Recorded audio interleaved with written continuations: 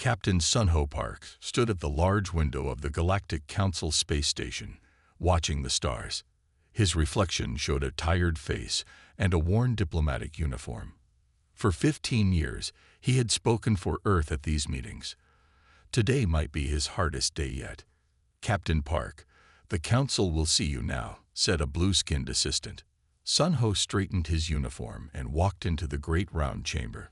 3 tall seats rose high above the others, where the oldest alien species sat. The elders, as everyone called them, looked down at him with their usual cold stares. Earth's representative, the middle elder, spoke. "We have reviewed your request for the 5th time. The answer remains no. Humans cannot build colonies in the Orient sector." Sunho kept his face calm, though inside he felt angry. The Orient sector has 12 perfect planets for human life. No other species is using them. Our population needs room to grow. "Your species is too young," said the elder on the right. "Too unpredictable. You must prove yourselves for at least another 100 years before we can trust you with more colonies." Sunho wanted to point out that humans had been peaceful members of the galactic community for 50 years. They had followed every rule, signed every treaty, and helped other species whenever asked. But he knew it would do no good. After the meeting, he met his friend Jiwon Lee in the station's garden area. Jiwon worked as Earth's senior diplomat and had been dealing with the Council even longer than Sunho. "They said no again," Sunho told her, sitting heavily on a bench. Jiwon touched the leaves of a plant from Earth, a simple rose bush that somehow looked out of place among the alien flowers. "Of course they did. They're afraid of us." "Sunho." "Afraid? They're 3 of the most powerful species in the galaxy. They have technology we can barely understand. What do they have to fear from humans?" Jiwon smiled, but her eyes were serious. "They fear what they can't control. And they've never—" Research Director Hae-Jin Kim stared at her computer screen in disbelief. After 3 years of studying failed colony sites, she had finally found the pattern. Her hand shook as she called her team together. "Look at these soil samples," she said, pointing to the large screen in her lab. "Every single failed colony world shows the same trace elements. Elements that shouldn't be there naturally." Dae-Sung Cho, her best data analyst, stepped closer to the screen. His eyes widened as he looked at the numbers. "These marks, they're artificial. Someone put these chemicals here on purpose." "Yes," Hae-Jin said. "And look at the dates. These elements appeared just weeks before each colony attempt. Someone has been poisoning our colony worlds." The room fell silent. 20 failed colonies over 15 years, thousands of wasted work hours, billions in lost resources, all because someone had deliberately made those worlds unsafe for humans. Hae-Jin's computer beeped with an incoming call. Captain Sunho's tired face appeared on her screen. "I got your urgent message, Director Kim. What did you find?" "Captain, we need to meet in person. This can't be discussed over any network, even a secure one." 6 hours later, Sunho sat in Hae-Jin's lab, looking at the evidence. His diplomatic training couldn't hide his shock. "The Council did this. The chemical signature matches materials only the elder species have access to," Hae-Jin explained. "They're the only ones with the technology to make these compounds." Dae-Sung pulled up more data. "We found similar traces on every world humans try to colonize. But here's the interesting part. These chemicals only affect Earth-based life forms. Other species could colonize these worlds safely." Sunho stood up and walked to the window. Below, he could see Seoul's bright lights stretching to the horizon. "They've been lying to us for years, telling us we weren't ready, that those worlds were naturally unsafe for humans, all while they were the ones making them unsafe." "There's more," Hae-Jin said quietly. She pressed a button, and a new image appeared. "This is my sister Yoo-Jin's research station. She's been testing new farming methods on our latest colony attempt." The image showed a peaceful scientific outpost. Green test fields stretched around simple buildings. People in work clothes moved between crops. The council knows about our evidence, Heijin continued. Yesterday, they declared that region restricted space. They gave no warning. 300 researchers, including my sister, are now in danger. Sun Ho's communicator buzzed. A message from Jaewon appeared. Council calling emergency session. They're voting on containment measures for the new colony. Come quickly. Heijin grabbed Sun Ho's arm. Captain, my sister's station has no defenses. They're scientists, not soldiers. If the council takes action, send all your evidence to Admiral Mirai at Luna Base, Sun Ho ordered. I'll delay the council as long as I can. He turned to leave, then stopped. And Heijin, we won't let anything happen to your sister. Earth has resources the council doesn't know about. As Sun Ho hurried to his ship, he thought about all the years of human patience, all the times they had accepted the council's excuses and restrictions. He thought about Heijin's evidence, about 300 innocent researchers now at risk. Perhaps Jaewon was right. Perhaps human patience did have limits.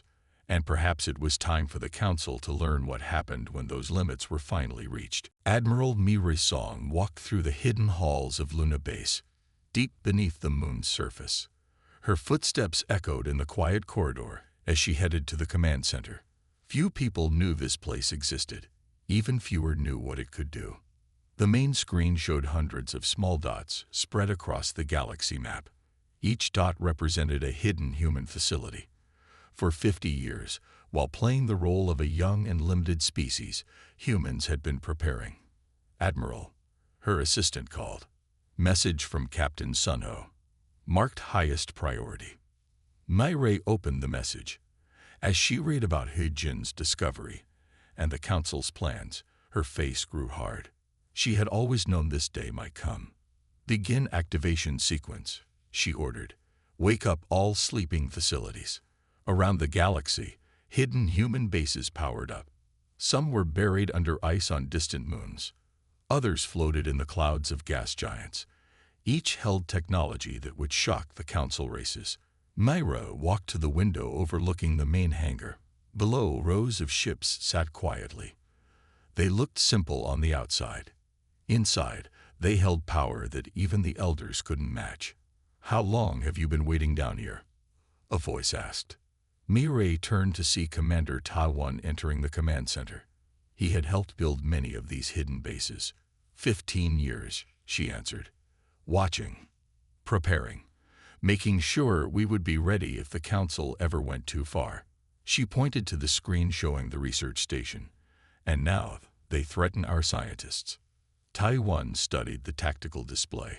300 innocent researchers, including Director Kim's sister. He looked at Mirai. What are your orders?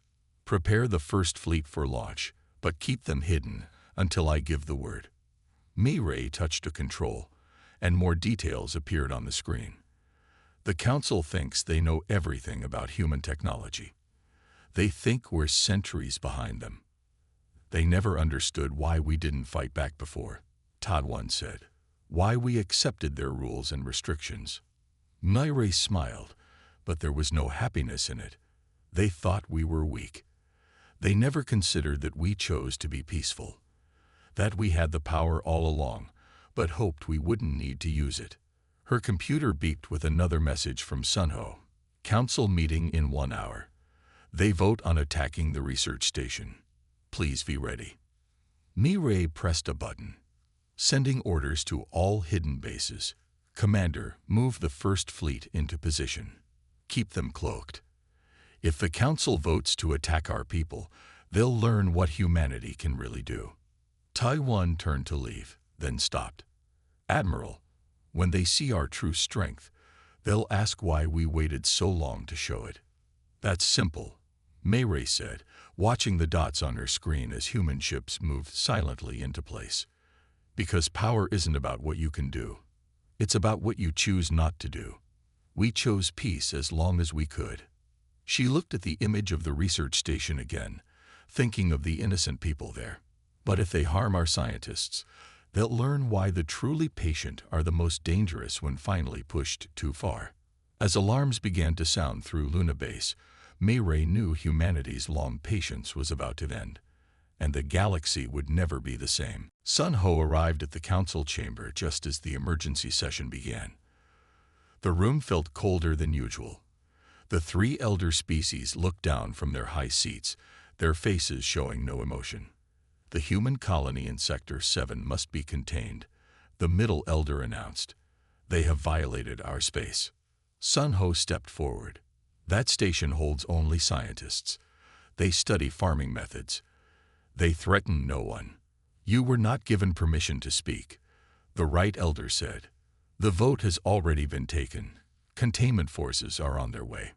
Sun Ho's communicator vibrated. A message from Heijin appeared. Council ships approaching the station. Please help. I beg you to reconsider, Sun Ho said, keeping his voice steady. Those are innocent people. Give them time to leave. The left elder raised a hand. The decision is made. This discussion is over. On Sun Ho's screen, Heijin had sent a live feed from the research station. He watched in horror as council ships appeared above the peaceful colony. Yoo-jin Kim, Heijin's sister, was directing people toward the shelter areas. Please, Sun Ho tried one last time. There are 300 civilians there. Scientists. Researchers. They've done nothing wrong. The council ships opened fire. Sun Ho watched helplessly as the research buildings exploded. The green test fields burned. People ran for safety, but there was nowhere to go. Yoo-jin's image disappeared as her camera went dark. The containment is complete, the middle elder announced. Let this serve as a warning. Council authority must be respected. Sun Ho stood in silence, his hands shaking. Through his communicator, he could hear Heijin crying as she watched her sister's station burn. His screen lit up with a message from Admiral Mayray. Orders? Sun Ho looked up at the council members. They stared back, expecting humans to accept this loss as they had accepted so many others. They expected patience, submission, obedience. You just killed 300 innocent people, Sun Ho said quietly. A regrettable necessity, the right elder replied. Perhaps now humans will learn their place. Sun Ho touched his communicator, sending a single word to Mayray. Begin. He walked to the center of the chamber. For the first time in his 15 years as Earth's representative, he let his diplomatic mask fall away. You think you've taught us a lesson, he said, his voice carrying to every corner of the room. You've taught us one, but not the one you intended. The chamber grew very quiet. Even the elder species seemed to sense something had changed. You mistook our patience for weakness, Sun Ho continued. Our restraint for fear. Our diplomacy for submission. He looked each elder in the eye. That was your final mistake. His communicator showed new messages. Hidden bases across the galaxy powering up. The first fleet moving into position. 50 years of preparation coming to life. Humans are done being patient, Sun Ho said. He turned and walked toward the door, then stopped. You should have wondered why we stayed peaceful for so long. Not because we had to, because we chose to. As he left the chamber, alarms began to sound throughout the station. The Council's long rule over humanity was about to end, and no species would ever forget what happened next. Captain Sun Ho walked back into the Council chamber as alarms blared through the station. The elder species still sat in their high seats, but something had changed. For the first time in 50 years, they looked uncertain. What is happening? The middle elder demanded. Our sensors show energy readings across the galaxy. Readings that should not exist. Sun Ho stood in the center of the room. Through his communicator, he could see Admiral Mayray's ships moving into position. Each one carried weapons that could have destroyed the Council's fleets years ago. Let me tell you a story, Sun Ho said. A story about patience. The chamber's main screen lit up, showing hundreds of hidden human bases activating across the galaxy. The council members watched in shock as their sensors reported technology far beyond what humans should have. For 50 years, you treated us like children, Sun Ho continued. You restricted our growth, limited our colonies, sabotaged our efforts, and just now, you murdered 300 of our people. Impossible, the Right Elder said, staring at the screen. These bases, this technology, humans cannot have this level of advancement. But we do, Sun Ho replied. We had it all along. Every time you pushed us back, we could have fought. Every time you restricted us, we could have resisted. We chose not to. The Left Elder stood up. Why? Why pretend to be less advanced? Because we hoped it wouldn't be necessary, Sun Ho explained. We wanted peace. Real peace, not just the powerful controlling the weak. We believed that perhaps you would learn to see us as equals. Through his communicator, Sun Ho could see Commander Ta-One's fleet surrounding the Council's defense forces, not firing, just showing them what humans could have done at any time. Your patience was a deception, the Middle Elder accused. No, Sun Ho said. Our patience was a choice. The most powerful weapon humans have isn't our technology. It's our ability to wait, to endure, to give peace every possible chance. He walked closer to the elder seats, but you never understood that. You saw patience as weakness, diplomacy as fear. You never asked yourselves why a species smart enough to reach the stars would accept being treated like children. The station shook slightly as more human ships appeared, not attacking, just revealing themselves after 50 years of hiding. Now you have your answer, Sun Ho said. We weren't patient because we were weak. We were patient because we were strong enough to be patient. Until today. Until you murdered innocent people and expected us to accept it. The council chamber was silent except for the alarms. On every screen, more human ships and bases appeared. 50 years of preparation revealed in a single moment. What do you want? The Middle Elder asked quietly. The same thing we always wanted, Sun Ho replied. Real peace, real cooperation, real respect between species, not based on age or power, but on actions and choices. He looked at each council member. The question is, now that you know the truth, are you wise enough to choose peace, or did we waste 50 years being patient with you? The fate of the galaxy hung on their answer. Admiral Mirai stood in Luna Base's command center as reports came in from across the galaxy. Every hidden human facility was now active. 50 years of secrecy had ended in a single day. The Luna Protocol is complete, her assistant reported. All bases are ready. On her main screen, Mirai watched Commander Ta-One's fleet move into position around the Council's largest defense station. The Council ships looked impressive, but Mirai knew the truth.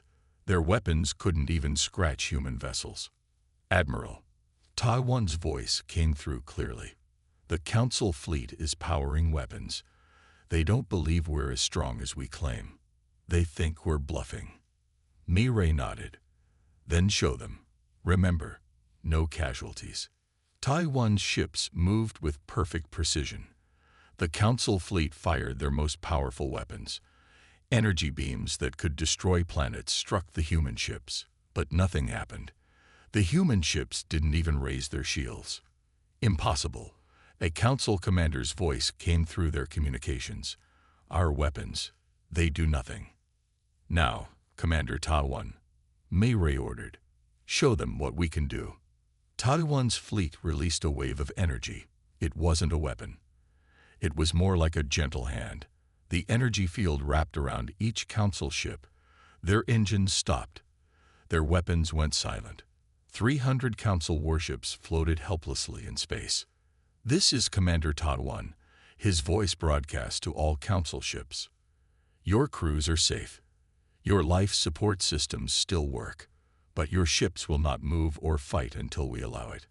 Mirai opened a channel to the Council chamber, where she knew Sun Ho was waiting. The demonstration is complete. No casualties, no damage, just like we planned. Through her screen, she could see the Council members' faces. They finally understood. Humans hadn't been weak. They had been merciful. "Release one council ship," Mirai ordered. "Let them see their own technology doesn't work against us." A single council warship broke free. It fired everything it had at Taiwan's fleet. Energy beams, plasma torpedoes, gravity weapons. None of them left even a mark on the human ships. "Admiral," Taiwan reported, "the council fleet commander is requesting to speak with you." Mirai accepted the call. The council commander appeared on her screen, looking shocked. "How long?" he asked. "How long have you had this power?" "Long enough to have destroyed you 100 times, Mirai answered. "Long enough to have taken control of the galaxy. But that was never what we wanted." She looked at the tactical display, showing human bases and ships revealed across the galaxy.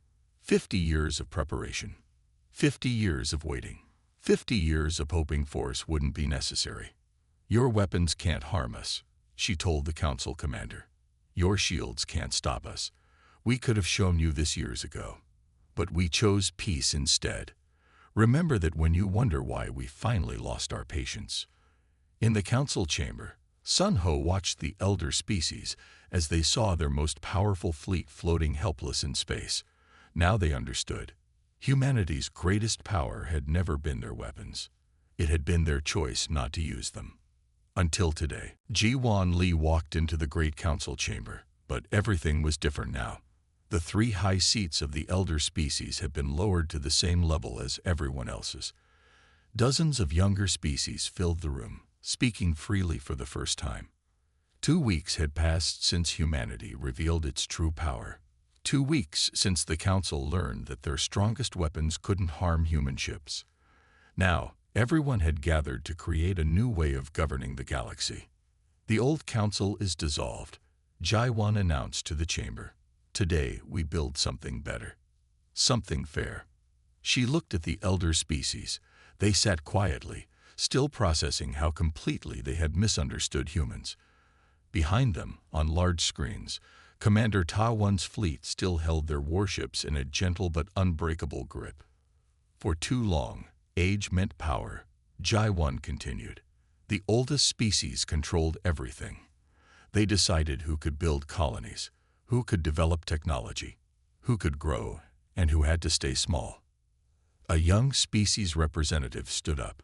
"They kept us weak, said we weren't ready for advanced technology. But humans proved them wrong." "Yes," Ji-Wan agreed. "Humans proved that being young doesn't mean being weak. Being patient doesn't mean being afraid.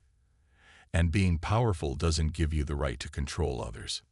The middle elder rose to speak. "We admit our mistakes. We thought we were protecting the galaxy. Instead, we were holding it back." Ji-Wan nodded. "Then help us build something new. A system where every species has a voice, where decisions are made together, not handed down from above."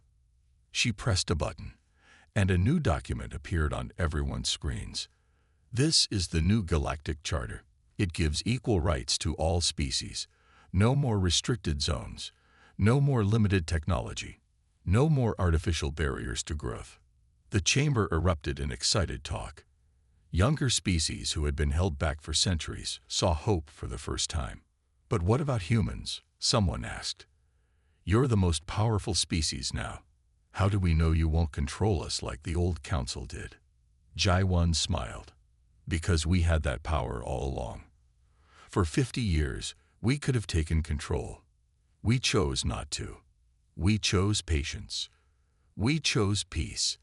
Even now, after the council killed our people, we chose not to take revenge." She looked around the chamber. "That's the difference between having power and deserving it. Between controlling others and leading them.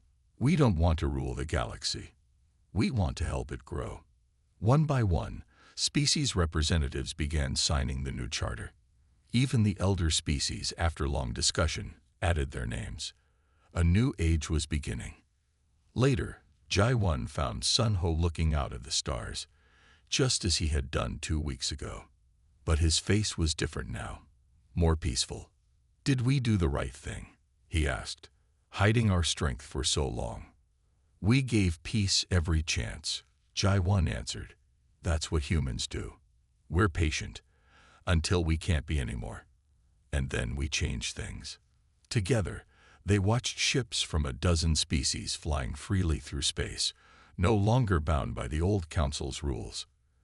The galaxy was changing, and this time, it was changing for the better. 1 year had passed since the day humanity revealed its true power. The galaxy had changed in ways no one expected. Sun Ho stood in his new office in the Galactic Assembly building, looking at a memorial wall. 300 names were carved there, including Eugene Kim's. They had died in the last act of the old council, but their sacrifice had led to a better future. He-Jin visited the memorial every week. Today, she touched her sister's name gently. She would be proud of what we've built, she said to Sun Ho. A galaxy where scientists can work freely, where knowledge is shared, not controlled.